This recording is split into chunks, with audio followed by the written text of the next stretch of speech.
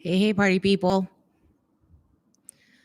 Can you hear me? Can you hear me? Do, do, do, do, do, do, do. Happy birthday to you. And I'm gonna stop singing. Happy birthday, Maris. Da, da, da, da, da. Can you hear me? La la la, la la la.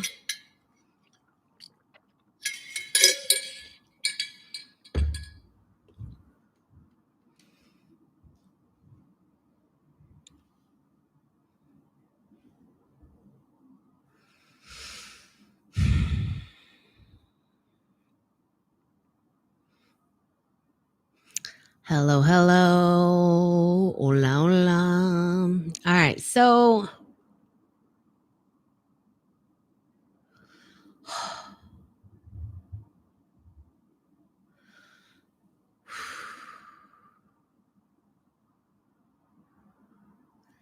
let's start with a mental health check. How is everyone doing? For many of us, this is 2+ months of self isolation, shelter in place, stay at home orders, whatever you like to call it. How is everyone doing? How is everyone?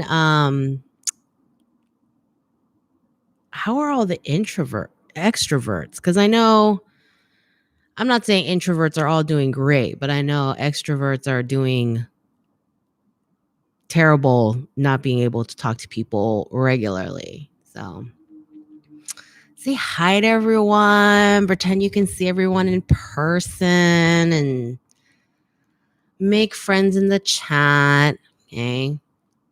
Literally been in bed all day after 2 months of sewing masks. Wow. Okay. Dang. You deserve the rest. I still need to download tech packs. Yes. AP psych exam. Wow. You know, I was just talking about this the other day about AP exams and SATs, and the apparently the president of the whole University of California system thinks that we should stop requiring colleges to ask for SAT scores for the next couple of years because of all of this. And I kind of agree. All that standardized testing must be a nightmare right now. Like, surviving teaching high school Spanish. That's got to be hard. Taking coding boot camps, FaceTiming my friends, dying inside. Okay, well, there's a lot of that going on. Hope you feel better soon. Do, do, do. All right, so this is late May. There's a lot of you that are graduating from high school or from college/university. I don't know if the rest of you know, but most of us in the US just kind of consider college and university interchangeable. It's like a 4-year program, whatever. So, for those of you graduating, congratulations. I'm super proud of you. I'm sure you worked your little butts off and that you are feeling the sting of not having a big public celebration that you can share in person with your loved ones. And I'm sure that sucks, but I hope that even better things come in the near future to make up for it. And, yeah, let's just keep going. And for those of you who are trying to wrap up their semester, somebody posted this on our Facebook group the other day. It's like, I need Zoe to tell me to get my butt in gear so I could finish the rest of my school stuff. If that's what you need, here I am. You need to get your butt in gear and finish the rest of the semester. Okay? Just, you're so close to the end. Just finish. Just finish. You can do it. Hashtag practice not magic. Hashtag do it anyway. Okay. Okay. Do, do, do. New Zealand, we are out of lockdown. Nice. Do, do, do. Still sewing loads of face covers. Cool. Oh, you know what? I just discovered. Okay. So I was talking to a colleague who also works in fashion, and we were like we were talking about this like a million things, and the subject of Banana Republic came up.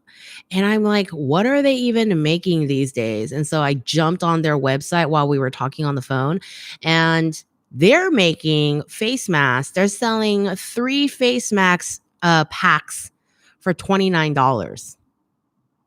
So, like, giant corporations are making face masks for the masses.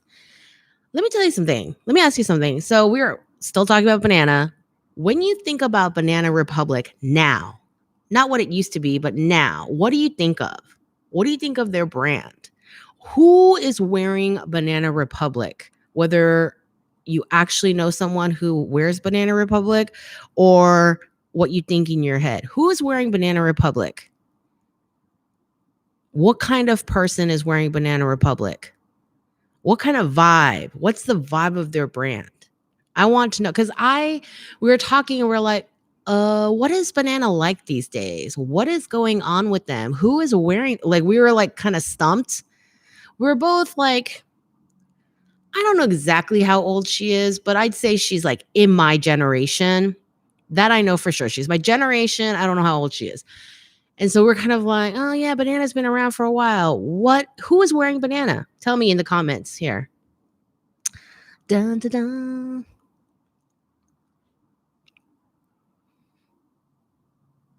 Did you just call Banana Republic hot dog water, or was that about something else?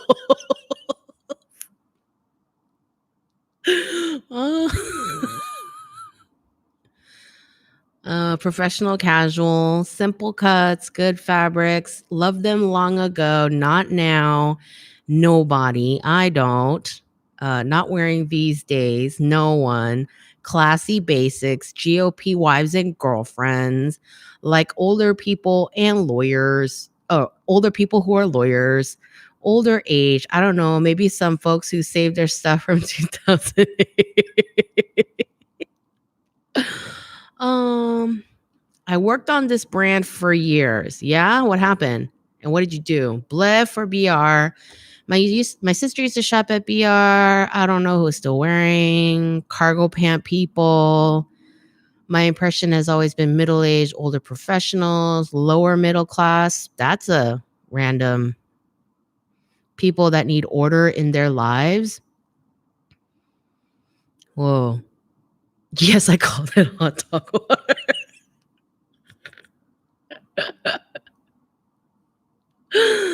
I will wear my old banana all day. Early teens to people in their late 20s, white people. Yeah, that website was hella white. Okay. Oh, we produced it in Egypt. Do you think lower middle class can afford that? Yeah, I don't think lower middle class can afford a lot of banana. They are one of the priciest brands. I think the priciest brand in the whole Gap structure of companies. But yeah, we were just, it's just one of those brands that used to be really big. They're still really big in terms of just the size of their company and everything. But we're like, what happened to them? So I just wanted to see what some other people thought. My husband has some old banana stuff. Correction, I have purchased for my husband some random banana stuff because it's fairly well made, long lasting, moderately priced basics. So I'll buy him a shirt or two, like a button up shirt, a blazer here and there, but it's not like a place where I have to know what's going on. I'm not signed up with them on a newsletter or anything. I don't really care. It's just when I think like, oh, we have to replace this blazer. This is so worn out. You need a new summer blazer. I'll like think, who's making a decent blazer that's not trendy, that's not weird. You can keep it for a few years. That's kind of what I think of, but not like, oh, I wonder what they're up to. Oh, their summer stuff is so cute. And I have to go on a shopping spree. Like, I've never spreed at banana, or had any desire to. Okay? People that don't like to be creative in their wardrobe. I mean, they have their own credit card now. Yeah, like anybody who is in the clothing sphere that has their own credit card, they're a big company. But yeah, like who's talking about banana in terms of that's so cute and let's keep tabs on what they're doing because they're so cute and you know, yeah. It's just one of those brands that were there, sold a sort of wealthy lifestyle, even though it's just like Macy's clothing and the culture changed for a lot of people. Yeah. So yeah, that was kind of what we were thinking. So I posted a poll on my YouTube community tab earlier this week. Yesterday? What is today? Tuesday. My God, why do I feel like it's Thursday or something? Anyway, so I posted a poll about the June video, and a lot of you asked for the how to measure bodies video by an overwhelming percentage. So I just want to spend like a few minutes going over art supplies for fashion designers just really fast, just like the super basics. Because some people were like, can you do both? And I'm like, no. Uh, so, really fast, the basics I wanted to go over with art supplies is number one, use markers. Why? Because it's really fast, like maximum color payout, really fast. It dries really fast, and designers need to work really fast. And again, I mentioned these are for fashion designers and not for illustrators. Illustrators can use whatever the heck they want to illustrate whatever meets their style, but I'm talking about designers. So designers definitely need to work with markers. Like on the rare chance you ever do color sketches out in the industry, you're going to use markers more than anything. And if you want to do some nice illustrations for your portfolio, markers is the fastest and easiest way to go. And people are like, Zoe, markers are super expensive. Each one is like $5, $6, $7, $8.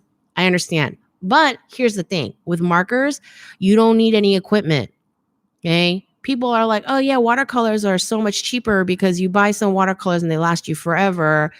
I understand that, but with watercolors, you have to buy brushes. You have to buy really expensive, nice watercolor paper. You're going to need like a cloths to help you with the cleaning. You need a decent palette.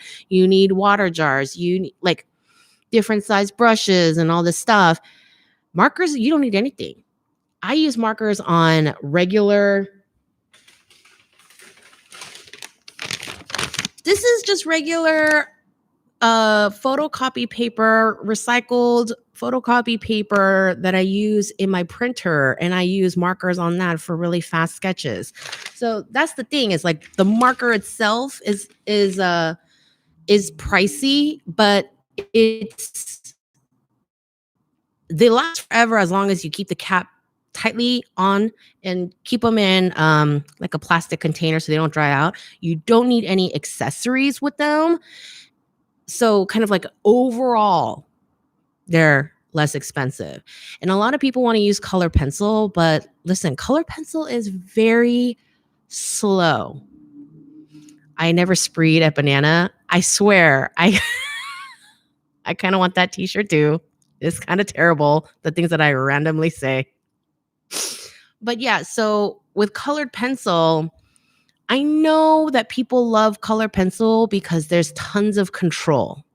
Okay. There's so much control. There is a much smaller chance of making mistakes with color pencil, but it's so slow. And you do not have the time for that. I promise you. Like when you're working designer and you want that color to show up right away and you want that color to match your fabric so you can get like a really good indication of what the whole thing is going to look like.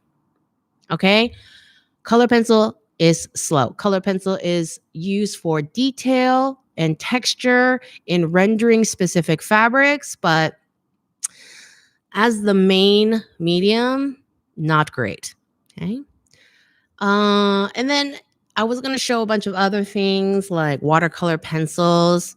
Watercolor pencils is a good option because you can lay down some color, use a water brush to wet your watercolor pencil, and that's a lot faster than regular color pencil.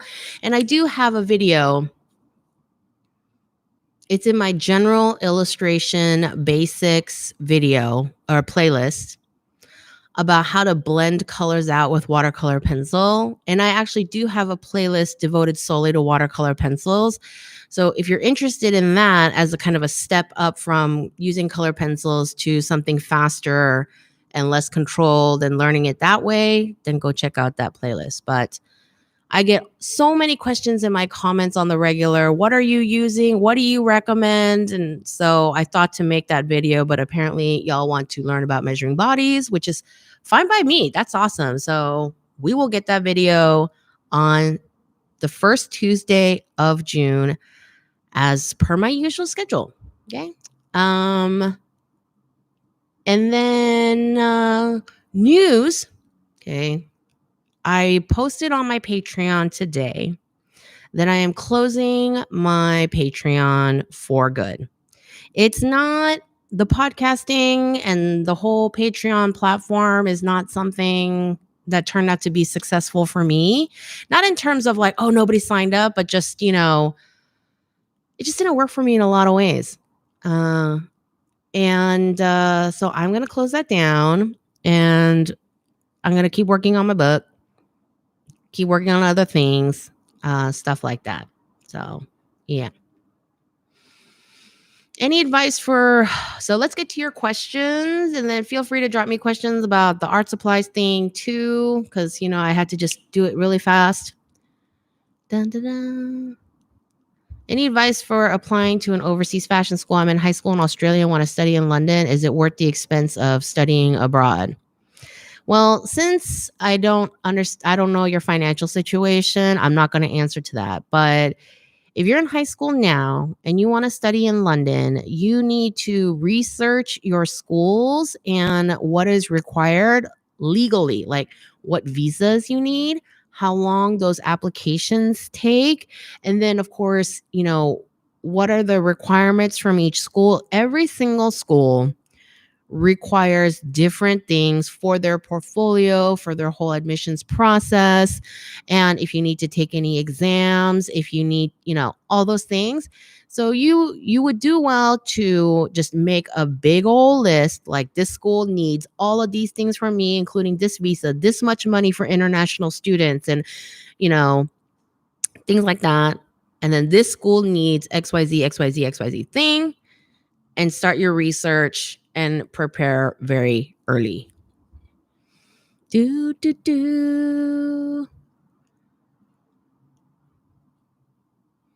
Yes, that is a better question for someone who actually owns a factory. I've never owned a factory. I've never been in control of a bunch of people sewing a bunch of stuff, so I have no idea. What the situation there about the fashion market? Can you ask a more specific question? Because of course there's a lot of changes happening to the market right now. Oh, somebody was talking about it on Twitter, and this was my little funny thing that kind of stayed in my brain today thing. And somebody said if we're not doing runway shows and the big brands aren't showing off their collections, then how are fast fashion companies going to copy their stuff?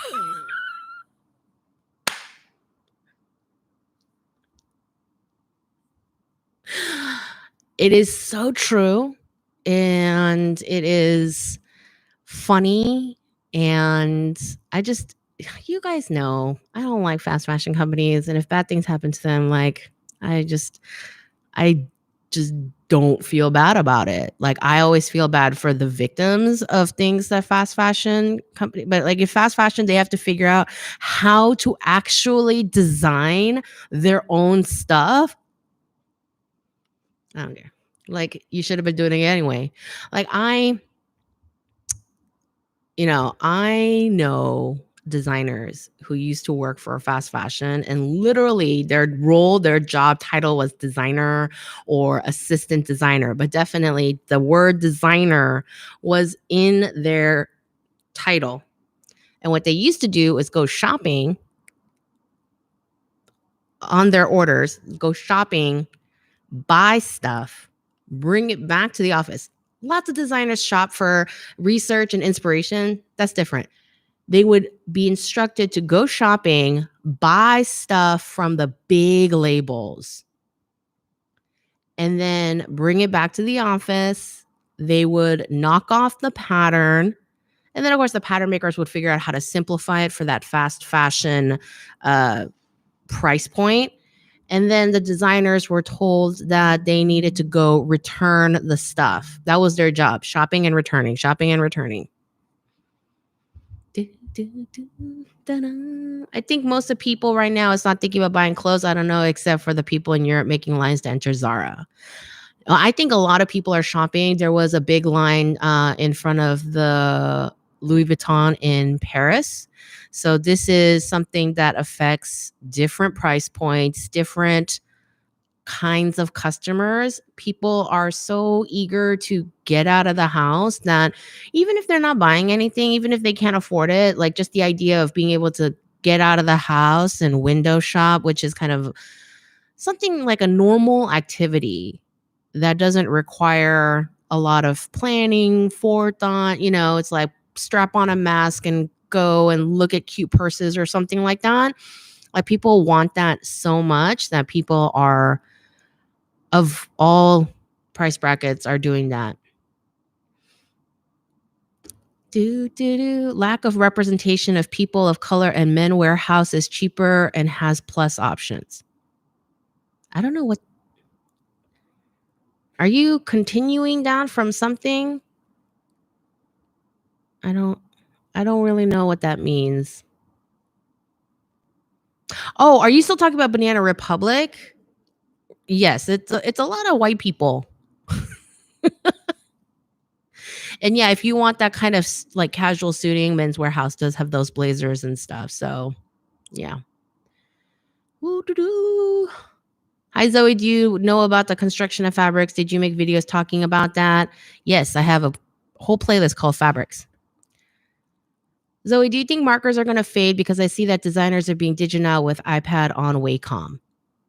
Markers are not a permanent material, and neither is gouache if you think about it long term.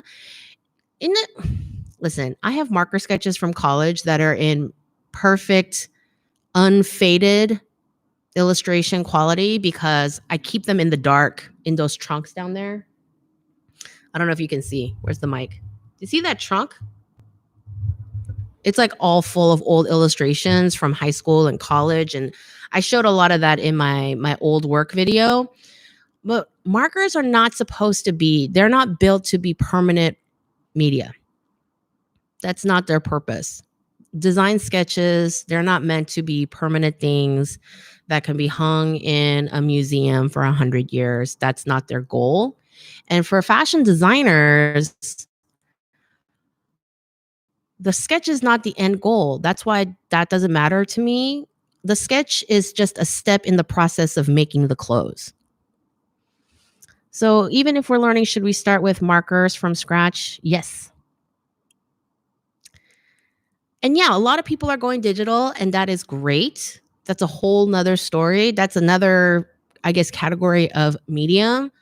But it's just, for me, since I have so many people who are starting with nothing, it's so much more accessible to buy a dozen markers and a pack of cheap printer paper than it is to have a computer and buy a Wacom and download software and stuff like that. And I know I'm always saying you need to learn Adobe Illustrator and stuff, but yeah, there's like a limit to how much, like, because learning how to do beautiful digital fashion illustration on Procreate is not mandatory to be a fashion designer. There's lots of skills that are helpful to be a designer, helpful to make your portfolio beautiful and things like that. But there are things that are mandatory, that are necessary to be a designer, and that's Adobe Illustrator flats and some basic sketching skills so you can kind of like talk to people. Okay, sketching for designers is like talking to people. Dun, dun, dun, dun, dun, dun. I was having a battle with myself using marker or watercolor better. I couldn't choose. You made me take the decision. Yeah, if you're trying to figure out what skill that you should explore and develop more, marker. And Trust me, I've done beautiful, like full finished fashion illustration stuff with marker for my portfolio. The watercolor is nice, but like not necessary. What type of markers? Any kind of professional level um, alcohol-based markers. Prismacolor, they're on the cheaper side and they work great. I have a ton of Prismacolor markers, and everyone says Copics are the best. That's a matter of opinion. Copics are good.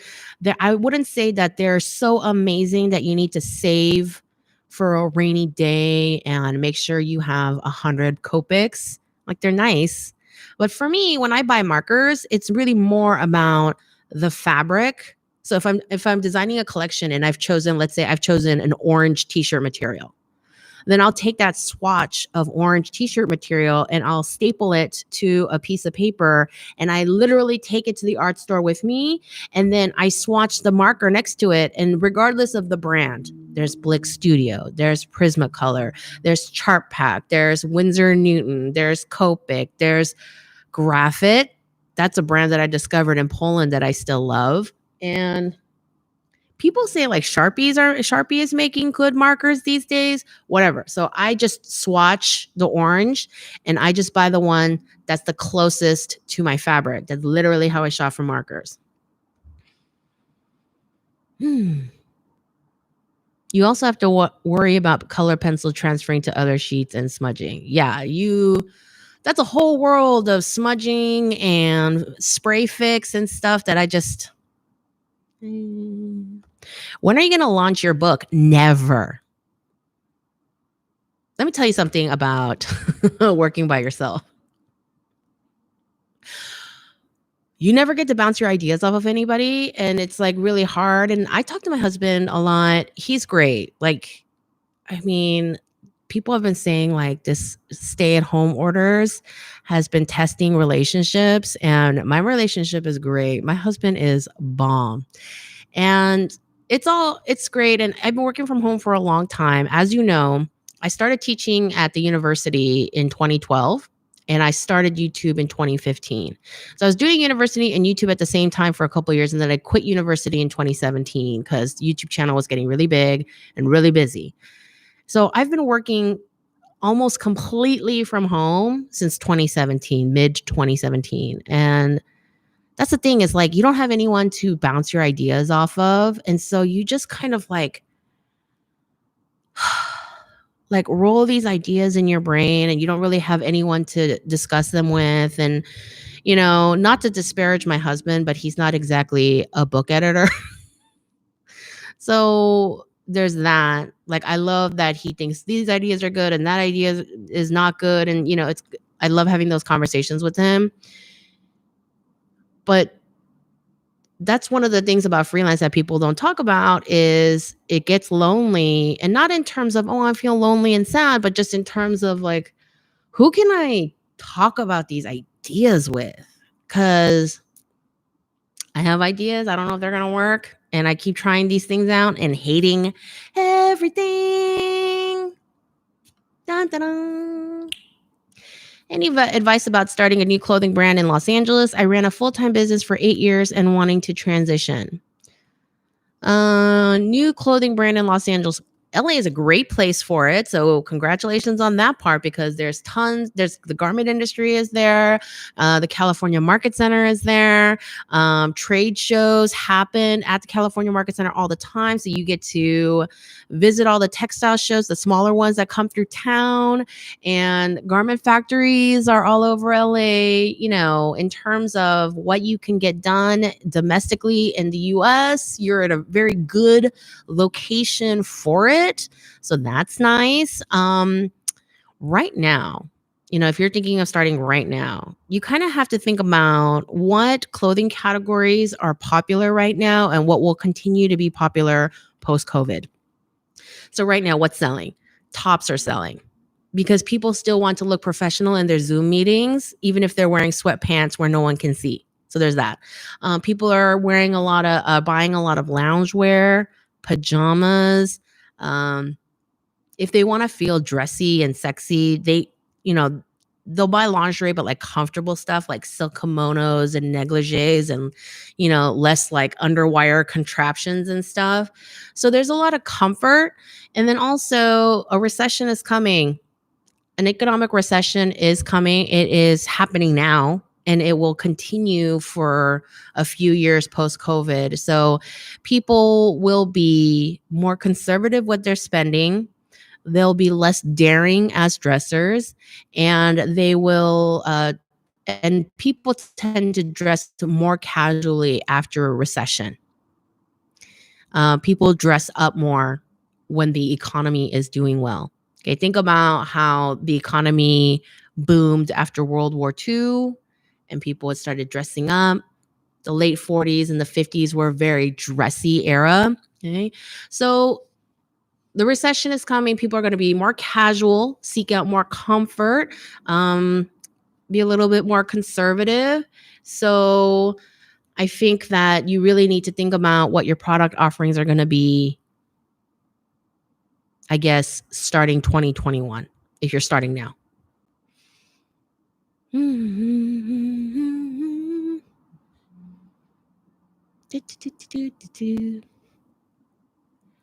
Hemp or milk fabric? Well, you know,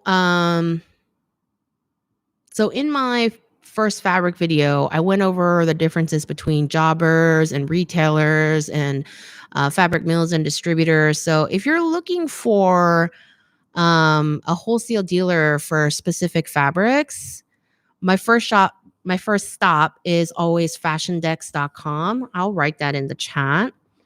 Fashiondex.com. And FashionDex is and a search engine, and they also sell a lot of books. And they're not the kind of cute arts and crafts books, how to do cute fashion sketches with your kid books. I mean, those books are fine if you are actually trying to do fashion sketches with your kid, but they're not really great for the industry. The books that they sell at FashionDex are really industry oriented. And so they have all these lists of suppliers and contractors. FashionDex also are sponsor trade shows and textile shows. It's a good resource for a lot of people who are serious about being in the industry.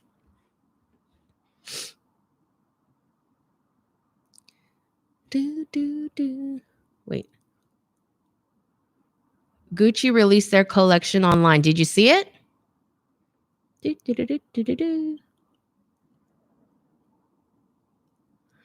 I'm going into my senior year of high school, planning on going to fashion school in New York. What could or should I do study so I'm prepared? I literally have a video all about this called How to Prepare for Fashion School. So go look at my fashion school playlist. Do you have recommendation for an all-around sewing machine for cheap, and why? I don't. I get this question a lot, and I really don't. I've only worked with industrial sewing machines. I don't know who makes good home machines and who makes good cheap machines. But here's what I would be looking for.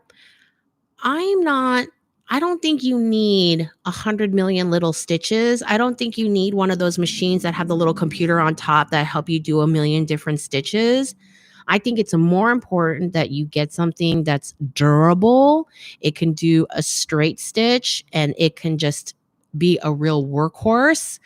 Because that's what you'll really be doing. You'll be sewing straight stitches to create your seams more than anything. Unless, of course, there are people who are really intensely into decorative stitching. That's a whole different machine. But this one I have here, it's industrial. And if you want an investment, I mean, this one was $600 brand new. It's an industrial Juki DDL 8700. I bought it brand new. And it is 13 years old. And it still looks and acts brand new. This machine will outlive me easily and still be going forever. That's the beauty of industrials.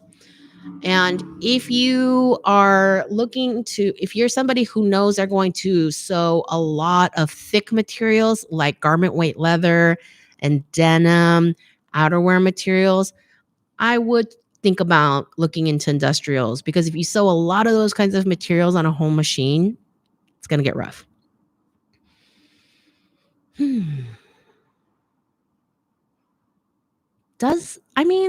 Juki is such a good brand. I mean, I'm sure, don't they make home sewing machines as well? Okay.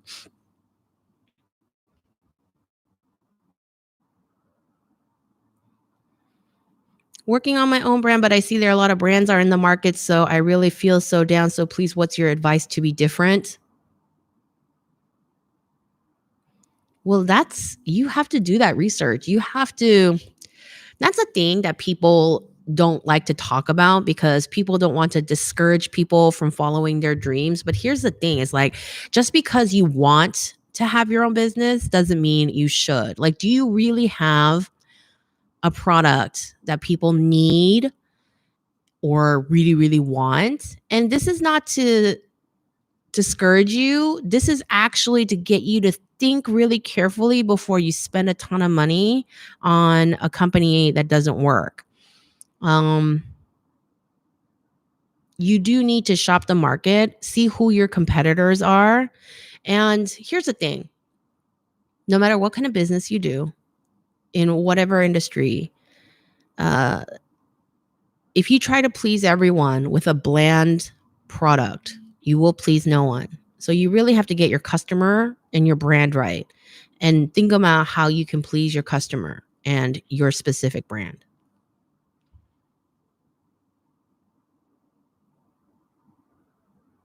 Well, let's not forget markers are also a lot of fun. Yeah, markers are fun.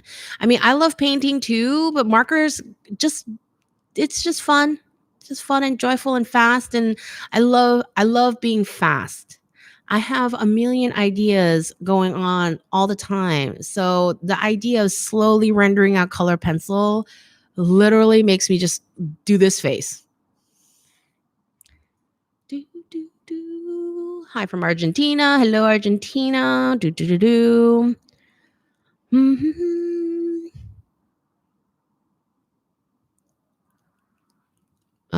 What is the future for fashion designers if you're telling us designers are buying and returning? In what things fashion designers have to focus in your future? No, I'm saying in fast fashion, designers are buying and returning. That's not true of every design house, for sure. I'm saying specifically this is a fast fashion thing, because fast fashion, they are not concerned with designing cool new things, creating a brand that they're not about cutting edge. They're not about setting trends.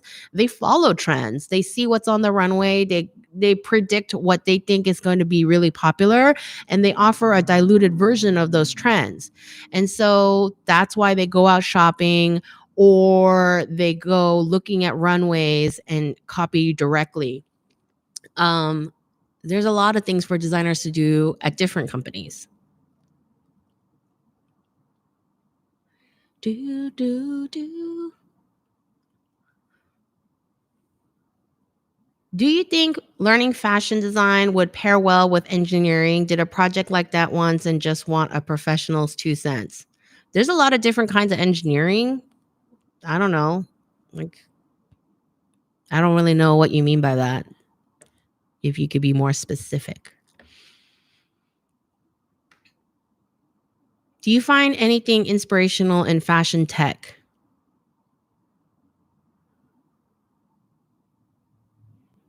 Mm,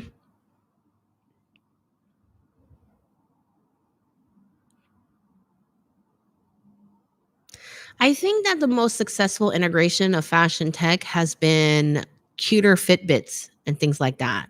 Like, cuter version of bracelets and watches that take your pulse and track your steps and things like that. Um,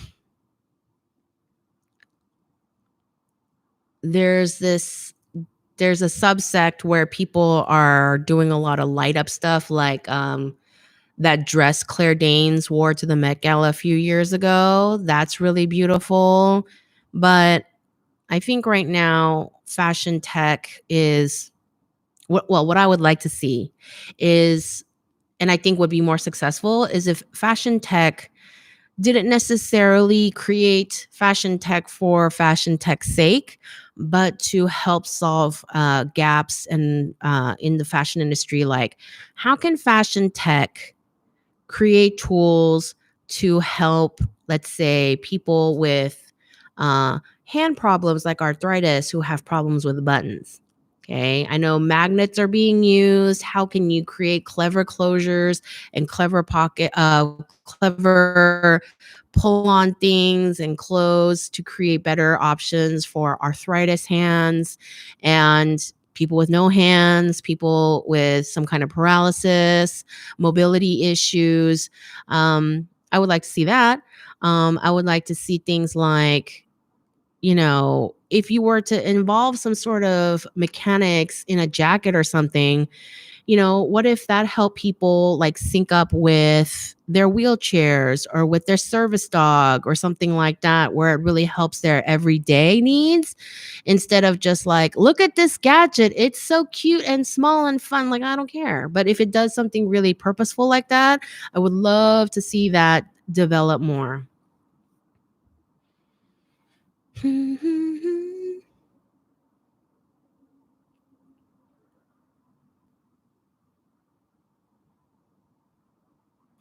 I'm just curious because I saw a news piece about a Dubai fashion house that swapped to making masks, and that's how many they're making is all. Yeah, that's like a big thing right now. A lot of fashion houses, apparently, a lot of companies. Uh, Scrolling through my Twitter, there were a lot of people who are giving some companies crap for charging too much money for masks. And it's like, yeah, I get that your shoes are $1,000, but to charge several hundreds of dollars for a face mask that's like literally nothing special. I mean, there's a line. Like, I get where you have to kind of keep in line with your brand and everything, but there comes a point where you're just being incredibly unethical in that way. Like, ugh.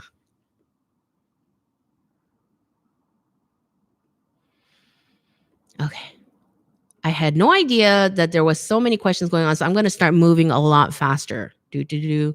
Last year you said fashion industry going safe design for consumers. Did I? That makes sense. How do you think the industry will react to this economic situation? Okay, I think I kind of went over that previously with product categories and the recession and everything. Do do do. Bum bum bum.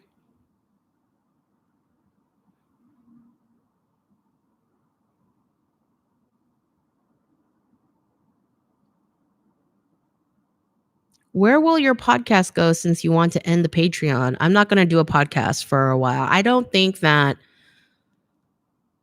um podcasting is for me. It's not uh it doesn't quite work for me. There's nothing wrong with podcasting because trust me, I listen to a bajillion and one podcasts. I love listening to podcasts. I don't think I work with podcasts. People are also buying makeup. Yeah. Like, I didn't touch upon that because yeah, it is not fashion, but it is definitely fashion adjacent. And yeah, people are buying. I'm actually in a Facebook group where it's all about beauty. It's like attached to a beauty podcast and everything. And yeah, a lot of the women in there, they're mostly talking about hair care and skincare. And this is like the only time I get to wear lipstick is when I'm with you all, when I'm going out to the grocery. Listen, when I go to the grocery store, I do not wear anything on my face except sunscreen, which is stupid because only this much of my face shows because I wear a baseball cap. I pull my hair back into a bun, and then I got a face mask. If you saw my face mask video, you know that the mask I wear covers so much of my face. So I'm not wearing anything when I go out. But I'm one of those people. Uh, I just feel good when I do my face a little. And so even though with like when I do conference calls for work and I'm Skyping people and Google Hangout people and Zooming people, I don't have to wear makeup, but I like it because it's just kind of like the whole process of like doing my eyebrows and whatever kind of cheers me up a little bit, kind of getting dressed up and putting on yet again another long sleeve white black t-shirt. But I'm just one of those people who likes that. So I do that for. Okay. That was glad that was helpful, Catherine. How do you find jobbers for fabrics? I mean, basically any retailer that's not a chain like Joanne is most likely a jobber. If you go in and you ask them what they can reorder, if most of their stuff, like look at a print, like a really special print that is not like a normal print, like a standard polka dot, a standard stripe, a standard plaid, but go look at a print that's really different and really trendy and ask them if they can reorder it. And if they say this is all we got, they're a jobber. If they can reorder it, then they're a retailer with a connection to a mill that will reorder that print if they get an order for it. But if they can't reorder, it's because they bought the last of the roll from whatever designer that was getting rid of it. What are the best fabrics for oversized hoodies and track pants? Fleece, French terry, depending on the kind of look you're going for. Dun, dun, dun, dun, dun.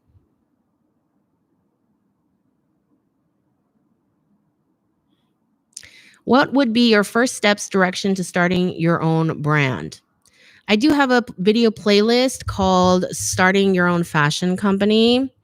So quick question, if I did a class, an online class, where I talked about design process and starting your own fashion company and how all of that interweaves together, would you pay money to take that online class with me? Please let me know in the chat or in the comments if you're watching this afterwards.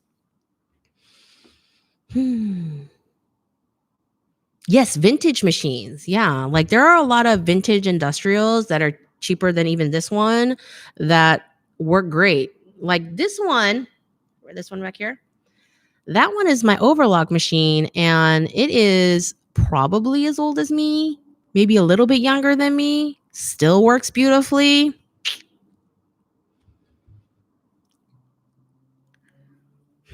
I think it's high time fashion colleges should start preparing their students in a more realistic way because recession is coming. I think they should have been doing it regardless of what the economy is like. So, I mean, I agree with you, but also.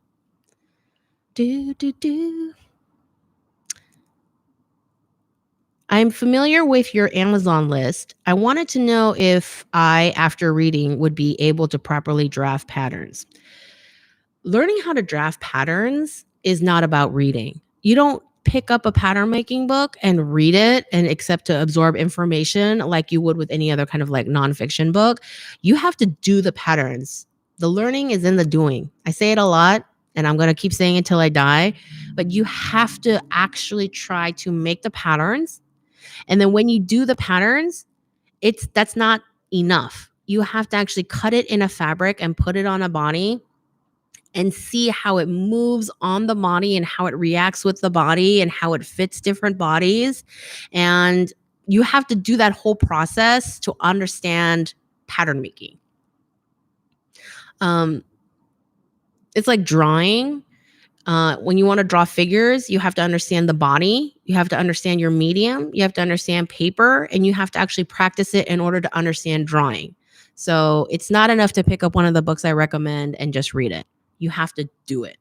And that's why, to a certain point, there are some, the thing about pattern making books is, it's kind of about like what kind of learner you are. Different pattern making books suit different people's learning styles. But at the end of the day, it's like what is going to get you to actually make the patterns is the most important part. Industrial machines need maintenance. Is that expensive or frequently needed? No. There has been nobody who has touched this machine, like a professional that needs to fix it, since I've purchased it 13 years ago. First of all, I'm very careful about all my stuff. I say this all the time, but like I am kind of a meticulous person in taking care of my stuff. I was a poor kid, and so I it's just always been ingrained in me to take really good care of my stuff. That's why I still have shoes from high school because I just take really good care of my things. I make sure things are dusted down. I make sure that the tank has oil. If you don't know what I'm talking about, go watch my intro to industrial fashion sewing machines, and I show you how you lift the machine and there's like a tray underneath full of sewing machine oil that I ordered the specific Juki oil that goes in there. And yeah, I keep it full of oil. I keep it clean. I keep it free of dust. I make sure I don't jank things up, and I've needed no maintenance.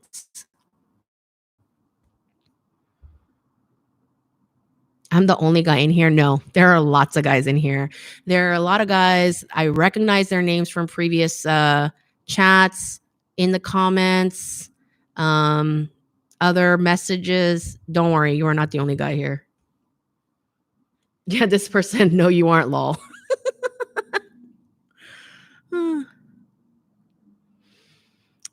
Also, thank you for all the nice messages that are going on here. I've mentioned this before, but I don't like reading all the compliments out loud. It makes me feel really weird.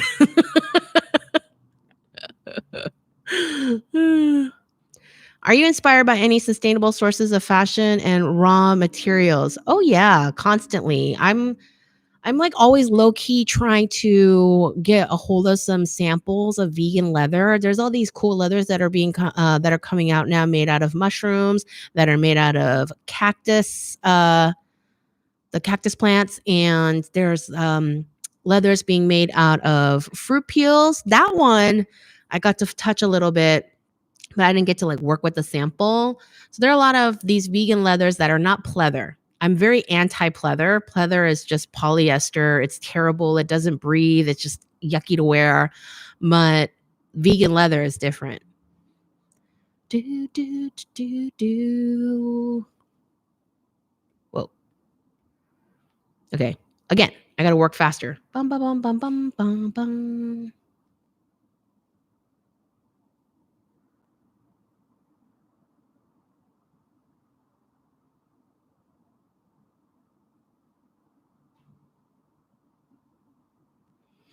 Is it possible to get in the fashion industry and succeed if you don't have a fashion related degree?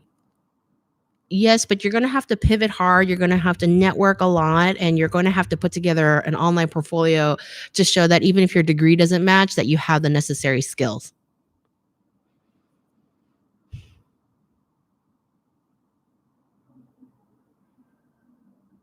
I don't really know anything about New York City specific because I don't live there. I've never lived there. You're kind of on your own on that.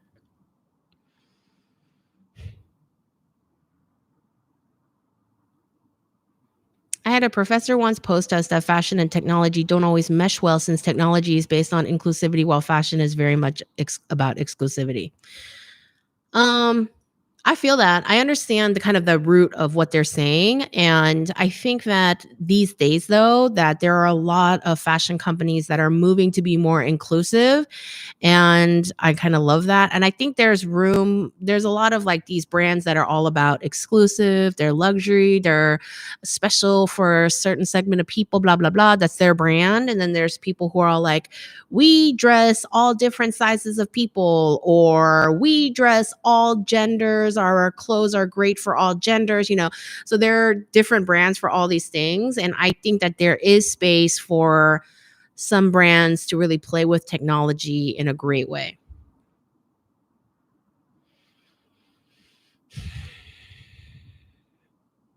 Yeah, I don't really like talking about my looks or my makeup, or that's not a real conversation that I like to have. So thank you for your compliments, but that's not the kind of conversations I like to have.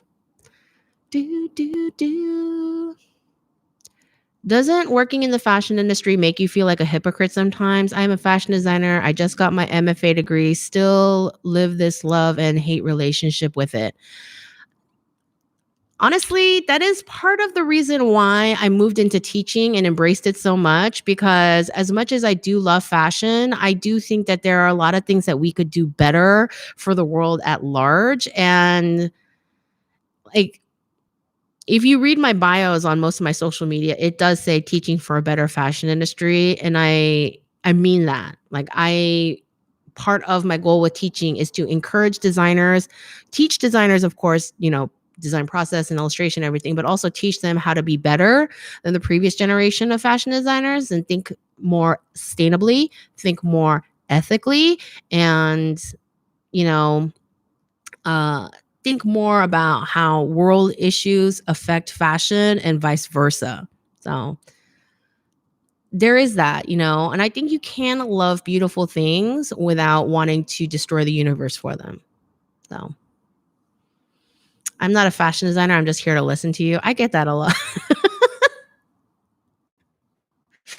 I do. I get a lot. Oh, I used to get a whole lot of these comments from doctors and different medical workers, nurses, be like, yeah, we come home from the hospital and we're tired. And it's just nice to think about and listen to something that's completely unrelated. I'm like, okay, I can be here for you.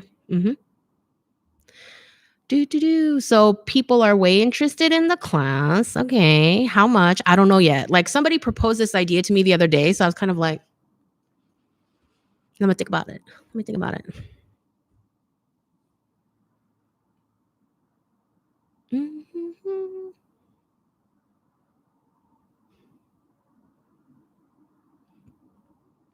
What do you think young new people to the fashion industry are mainly missing in their skill set? Hmm, technical skills. And by that, I mean, like, understanding what tech packs are and being better at Illustrator flats. I think that um, I know, because people tell me, like, all the time in all this internet madness where people are constantly talking to me and leaving me messages and stuff. I know that there are still fashion schools who do not teach Adobe Illustrator as part of their fashion program, which I think is like, do you want your kids to get a job or not? So there's that. And then there are some schools that teach it, but don't teach it enough. Like, they have one semester. It's like, do you want your kids to get a job or not? So there's that. But tech packs, even if, so, I was interviewing a tech designer for my podcast, and she was talking about how tech packs are really a joint effort, and how there are some pages that are done by the designer before the garment project gets sent to her. And then she does different parts of the tech pack. And then costing and sourcing does a different part of the tech pack. So it's like this thing, this tech pack, all these efforts and knowledge that go into creating one garment are multi-department, and even more so the smaller the company. But this is a very large company, and so you have to know how a garment comes together. So even if in your job description it doesn't say you are responsible for tech packs, you have to be responsible for understanding how a garment comes together, also how to make Illustrator flats, because she did say that the flats come from the designer and they add that to the tech pack before it gets sent to the tech designer. So those kinds of technical skills are important and not emphasized enough because they're not as sexy. And listen, I understand it, because even in my own humble channel, I know what videos get a lot of views. And I have videos on tech packs. I have videos on drawing flats. Do they get the views like the ones where I'm just painting stuff? No. It's it's not as glamorous, but it's more important uh, in getting the garments right, is doing tech packs, really understanding flats, and really understanding. And I've said this a million times. If you're not a masterful sewer, it's fine. If you don't know how to do a beautiful roll hem, it's fine. But you need to know what these stitches are. You need to know what these seam finishes are, so you can tell your team, this is what I want for the inside of this, and this is what I want for the hem of this. Okay.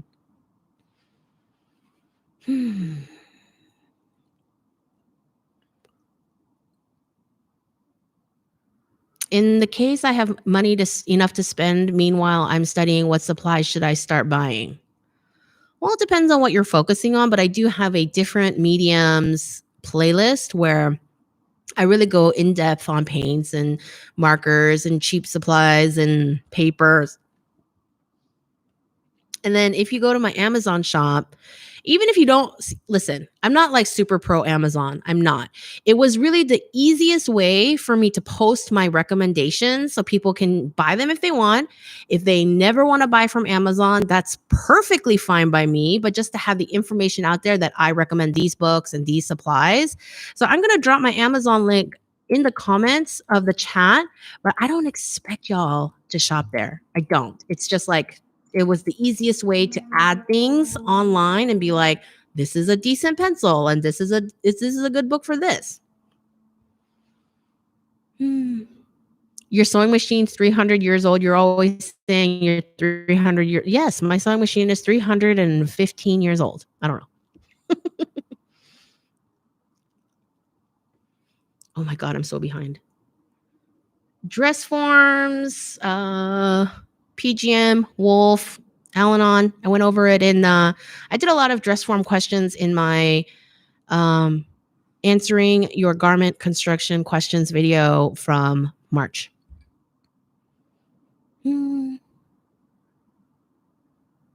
Pattern making is like doing puzzles. It kind of is. Quiet guy here. Yeah, people are still like, yeah, there's guys in here. Yes, there are dudes in here. Can you speak on designing your own fabric? Would love to do that, but I've only found 2 companies that will print the designs.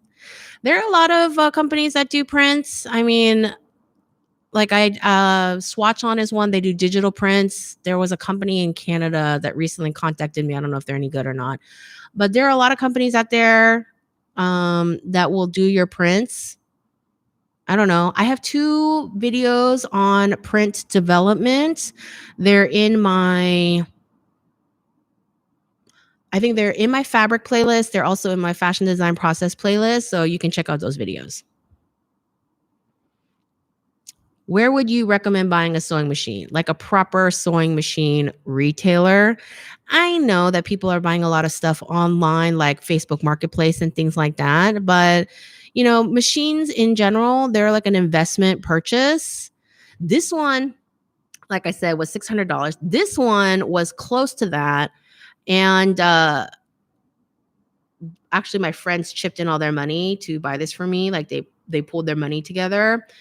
But they're investment purchases, so I would make sure I go see someone where it was their job to sell sewing machines, so that, and I would recommend that you take some fabric to the store and test it out and see how comfortable you are sitting in front of that particular machine and whether it can sew fabrics that you like to sew. And you know, those guys, they know the machines. And if you say like, you know, this is a fabric I sew a lot. I need something that I'm gonna sew this a lot. I'm gonna sew this. I'm gonna sew these stitches. I need this, and they'll be like, okay, then what you need is this machine.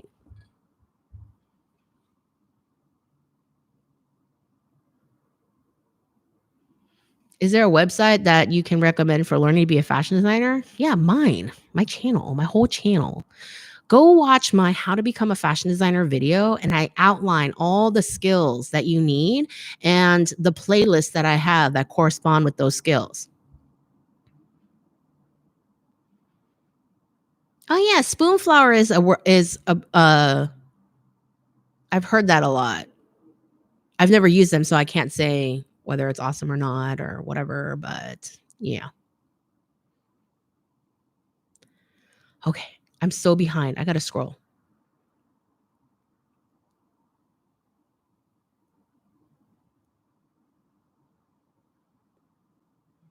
How should I go about contacting manufacturers when I'll be requesting less than 100 pieces? It's the same. I mean, yeah, like factories always love the bigger order, but you know, there are some factories out there that are realistic and understand that there are going to be people who order less than that. Again, I recommend that you visit fashiondex.com. They do have sources for contractors.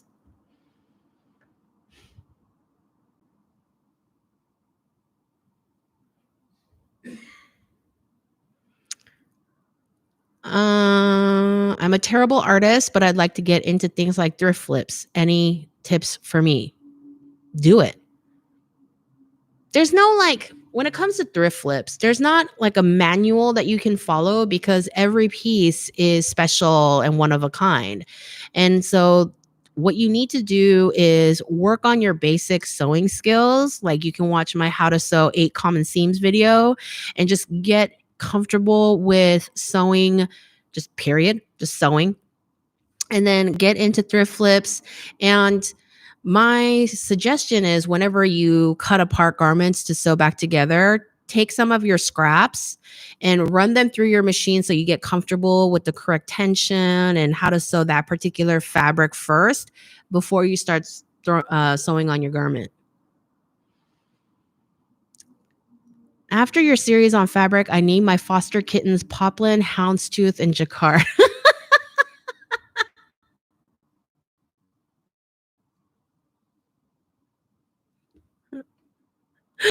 Oh, that's cute.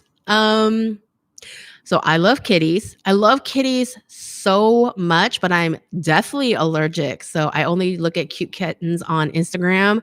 Like if you follow my social media, like I follow cat accounts on Twitter and on Facebook and on Instagram. I love looking at kitty videos.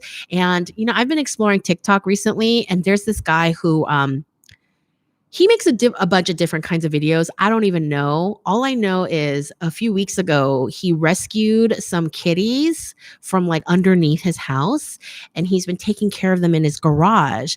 And he posts these updates on the kittens, and it's like literally the only videos I watch from him. But like those kitties are so freaking cute. I love kitties. Another thing, somebody left, so I have a houndstooth video, right? Like how to render houndstooth. And someone recently left me a comment saying that the French call it chicken feet, pied de poule, I think is what she said, or they said. And I'm so into it. Like houndstooth, chicken feet, little, you can see it, right? The little 3-prong little chicken feet, like, bong, bong, bong, bong, bong, bong. I know, I get amused by the dumbest stuff, but I love it. Hi, Zoe. Anything you recommend for someone that needs to improve creating tech packs and creating patterns other than watching your videos on these topics? Honestly, it's really about that kind of thing really comes from trial and error. So in terms of creating patterns, then yeah, you definitely just need to make the patterns and sew up the garments and see how it all works together. When it comes to tech packs, I would partner with a friend and put together a tech pack and see if they can make a garment, if they can figure it out from the instructions you gave. And the best tech packs, you don't have to keep going back and asking a million questions about this and about that and whatever. Okay, so it's really, again, learning is in the doing.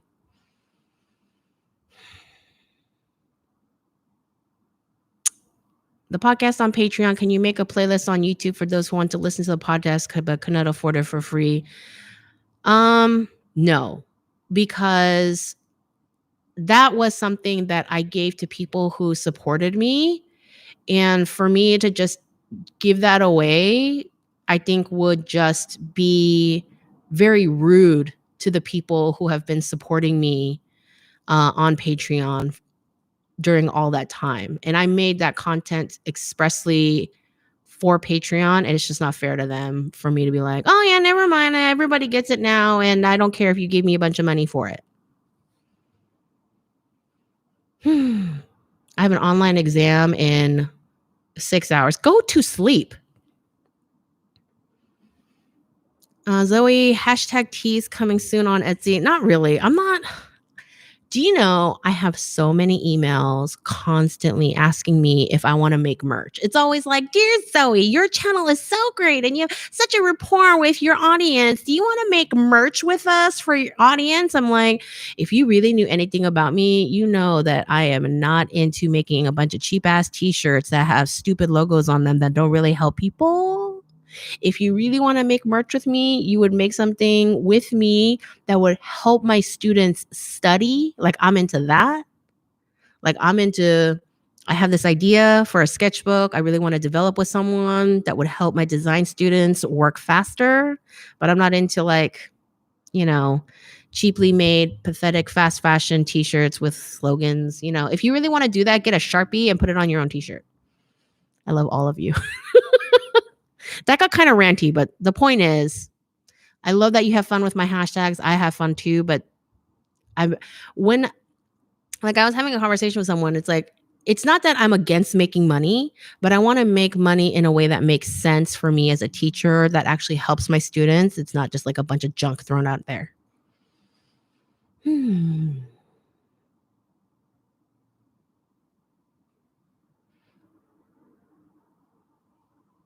Yes, PLM.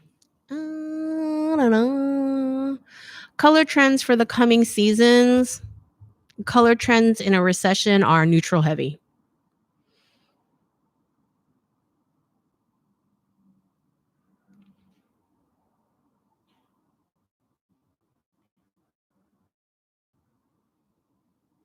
I know that this question might be provocative, but what do you think about those people who design clothes that aren't just making sense yet still being recognized as someone revolutionary? There's always going to be some people who get all kinds of press recognition because they have awesome marketing people, and just don't let them make you bitter.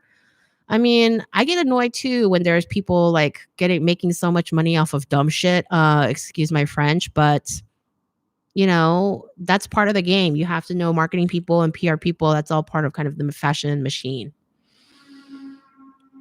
Yes, they are great friends. It was great. They bought it for me for my 30th birthday, and it was like it's like an amazing gift. Mm.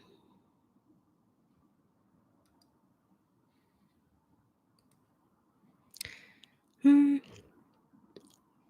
Hi, I just started designing men's swimwear recently. Can I just bring my paper pattern pieces to a pattern grader, or do I need to be able to use Adobe Illustrator before I go to a pattern grader? Okay, none of those are related to each other. Adobe Illustrator is for flats, those are technical drawings. I know some people do patterns on Illustrator, but yeah, you can just talk to your pattern grader and tell them and ask them what format they want the patterns. But you can just, you know, yeah, just ask them like, can I bring you paper patterns and will you do the digitizing as well as the grading? Or do I need to take my patterns to a digitizer before I can hire you? Because all graders work differently. I really like the lining video. Good. I'm glad. I like being useful. Do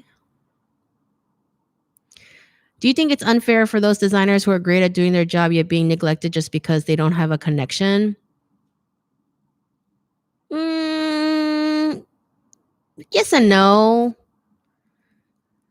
Here's the thing, it's like everyone is good at their thing and they're not necessarily good at all the things, and that's fine. Marketing people are good at marketing, and designers can be good at designing without being good at marketing. And so they do need to know that they need to hire marketing people. Um, so yeah, it's really about understanding the business as a whole and hiring people to fill the deficits in their skill set. Hire to your weakness, right? So you need to think about, what am I good at? What am I not good at? And then hire people that are good at the things you're not good at.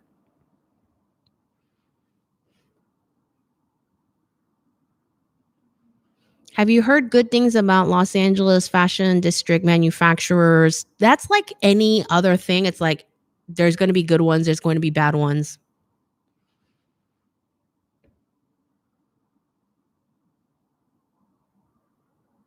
Houndstooth is hen's feet pattern in Hungarian. See, Hungarian and French, that a little hen's feet pattern. Do do do do.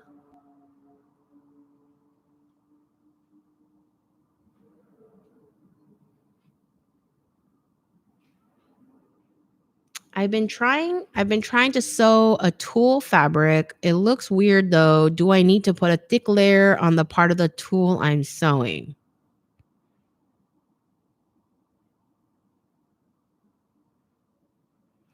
That really, I mean, that's pretty vague. Like you're talking about a lot of different scenarios. If you're talking about doing like a lot of gathered tulle, um like for a tutu or something, you need to do a gathering stitch and gather the tulle before you sew it to a straight waistband or something like that.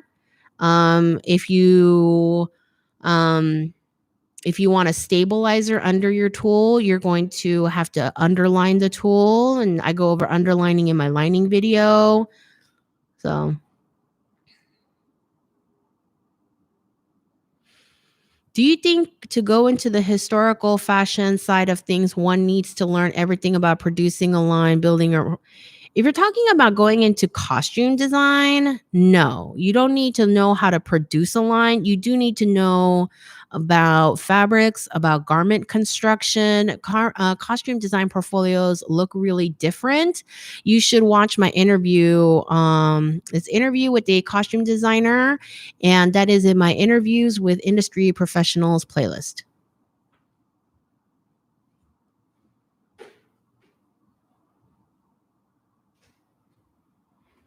Hmm.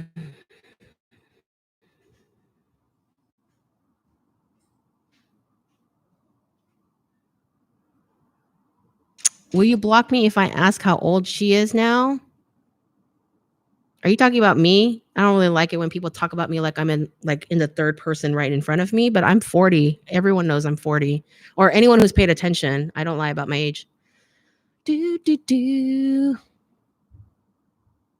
Bum bum bum. Oh my god. So I've been here for an hour and 15 minutes. Okay, so this is gonna be the last of it. Do you find Tom Ford an influential designer? Yes, I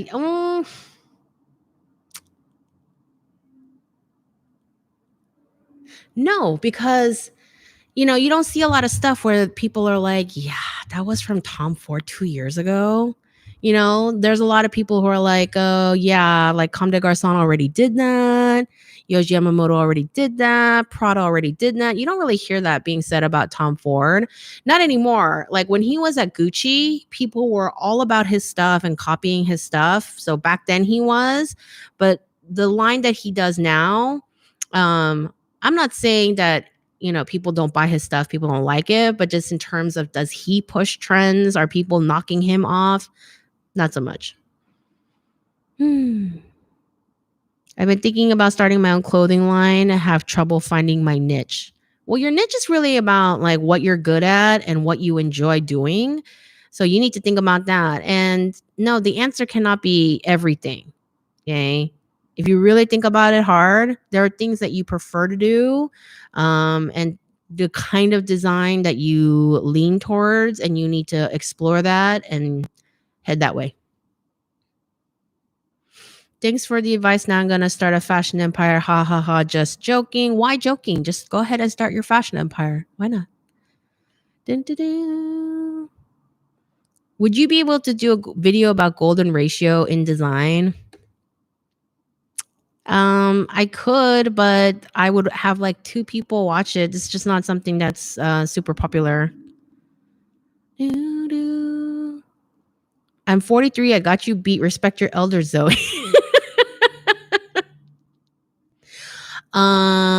No. You have to do something worth respecting, James. My younger brother's name is James, and he's 12 years younger than I am. So I just think of all Jameses as little 20-something-year-old punks. I'm kidding. Totally kidding. Do you know how created Valerie Stevens fashions? I don't know who that is. So I'm a bit stuck with costume design. Could one do a degree on history and then add one on fashion on top of it? Would that work? I mean, that would be great to have like a really solid understanding of history with fashion. But you should definitely watch the Shirley Itzakovich video, the interview with the costume designer. We talk a lot about schooling and getting started in the industry.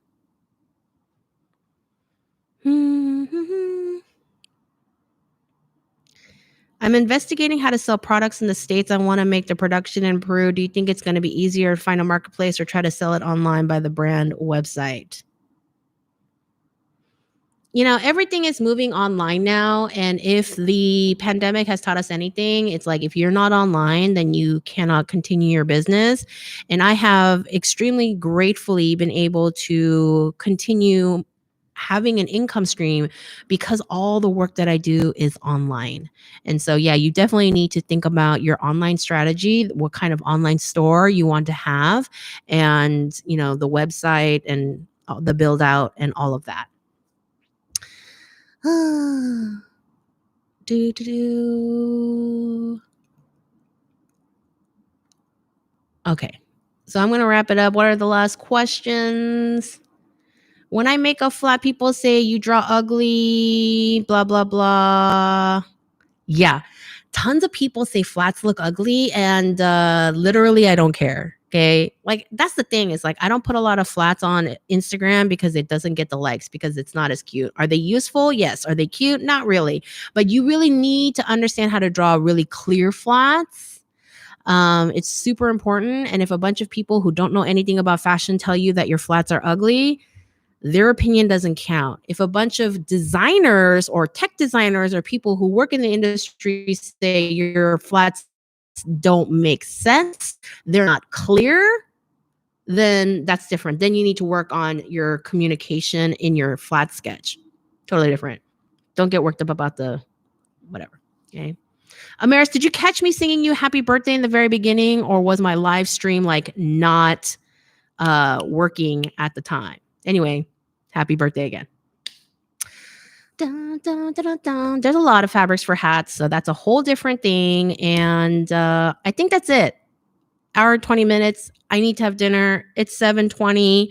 It has been super fun chatting with everyone on this live stream. June video is going to be all about creating a spec chart, measuring bodies, measuring clothes, all that good stuff. So watch for that.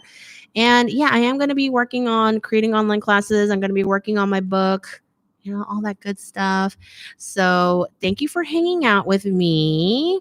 And don't forget to thumbs up this video if you had fun, if you learned something. And as usual, the live is going to be posted afterwards. So go ahead and share the link with your friends. Don't forget to subscribe, all that good stuff. Bye. Could you please, with the chicken feet talk, you're making me hungry. Excuse me, that's your problem that you like to eat chicken feet, okay? Chicken feet texture is nasty. Ugh. Okay, bye.